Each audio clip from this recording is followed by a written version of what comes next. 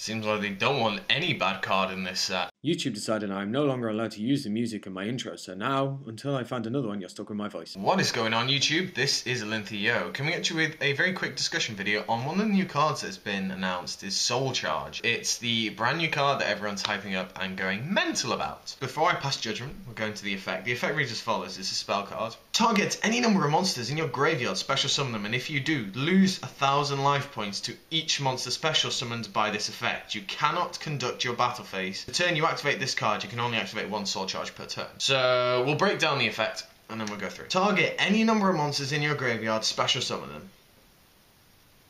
And if you do, lose 1,000 life points. Okay, so here's where it starts to catch. Here's where the catch is. It's not a Monster Reborn for mass cards as such.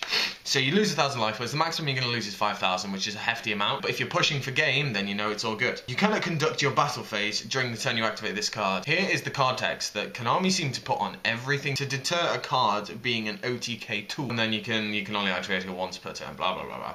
I would have thought they would make it once per duel, to be honest, to make it like a not as a ban-worthy card, but you know. So overall, the card is ridiculous. It's really, really good. I don't know if I want to call it broken or not, because we all know what I feel about the cards, about cards that don't deserve the title of broken and OP. The card is really good. The fact that you can just special summon any amount of monsters and just kind of combo off ridiculously is really good. The decks that can take a lot of advantage from this are decks that burn your opponent. So any decks that just kind of burn off, you know, the Blaze Fen Wing deck, whatever that is, that deck can kind of burn your opponent, so they don't need the battle phase to actually kill you. So one deck can kind of use that. I'm just trying to think of ways around the actual can't conduct your battle phase, but the fact of the matter is you need that battle phase to do anything. Once you set up, you basically have to provide an unbreakable field for your opponent to not get past. You activate Soul Charge, for example, you select 5 in your graveyard. Your opponent needs to not be able to respond to everything that happens from there on out. At very worst, it's a Monster Reborn for 1,000 life points.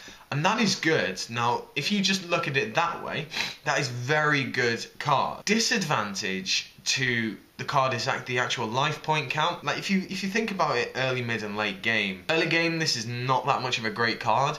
It's good, but you can't use it to its fullest potential because unless you've got a milling deck, it's probably not going to have the cards in the graveyard that you want to reborn. Mid game is the best time for it because more likely than not you've got a good amount of life points. You've probably got over 4,000 still, unless you've been beating your ass down. You've probably got monsters in the grave that you want to reborn. But then late game is where it gets to be a little bit of a dodgy one. Late game I can see it just being a Monster Reborn, like a worse Monster Reborn. The fact that you can just grab something to kind of protect yourself or kind of keep poking if it's top decking or so on and so forth. This card is a great top deck card, no doubt about it. And I feel that Konami are certainly going very interesting with the cards in this set. A lot of these cards are so good, and I'm not sure what that's going to mean for the game. Well, I'm not sure what it's going to mean for the ban list, to be honest, because we all know what Konami do. They hit consistent cards and there's no real way around it. This card is very consistent for decks because you can just pitch your cards into the graveyard or you can kind of set up your graveyard, activate this.